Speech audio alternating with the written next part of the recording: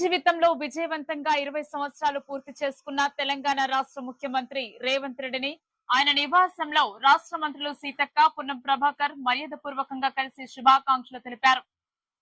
ప్రజాసేవ పట్ల ఆయన చూపుతున్న అంకిత భావం, ప్రజల సంక్షేమమే లక్ష్యంగా సాగిస్తున్న పాలన మరింత విజయవంతంగా కొనసాగాలని ఆకాంక్షించారు. జెడ్పీటీసీగా ప్రారంభమైన రేవంత్ రెడ్డి రాజకీయ ప్రస్థానం నేడు రాష్ట్ర ముఖ్యమంత్రి స్థాయికి చేరుకోవడం ఆయన పట్టుదల, ప్రజల పట్ల నిబద్ధత, నిరంతర కృషికి నిదర్శనమని పేర్కొన్నారు. ప్రతి పదవిని ప్రజాసేవకు వేదికగా మలుసుకుంటూ ప్రజల విశ్వాసాన్ని సంపాదించుకున్న నాయకుడిగా ఆయన ఎదిగారని కొనియాడారు.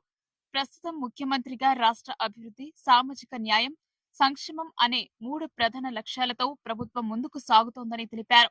రైతులు, మహిళలు, యువత, విద్యార్థులు, పేదలు, ఆదివాసీ గిరిజనులు, బలహీన అణగారిన వర్గాల సంక్షేమాన్ని కేంద్ర బిందువుగా చేసుకుని ప్రభుత్వం అమలు చేస్తున్న పథకాలు తెలంగాణ అభివృద్ధికి కొత్త దిశను నిర్దేశిస్తున్నాయని పేర్కొన్నారు.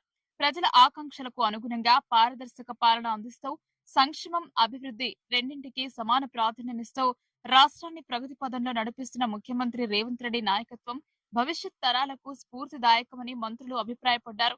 ప్రజాసేవలో 2 దశాబ్దాల విజయవంతమైన ప్రస్థానాన్ని పూర్తి చేసుకున్న సందర్భంగా ముఖ్యమంత్రి రేవంత్ రెడ్డికి మరోసారి హృదయపూర్వక శుభాకాంక్షలు తెలియజేస్తూ ప్రజా జీవితంలో మరెన్నో విజయాలు సాధించి తెలంగాణ రాష్ట్రాన్ని మరింత ఉన్నత శిఖరాలకు తీసుకెళ్లాలని మంత్రులు సీతక్క, పున్నం ప్రభాకర్ ఆకాంక్షించారు.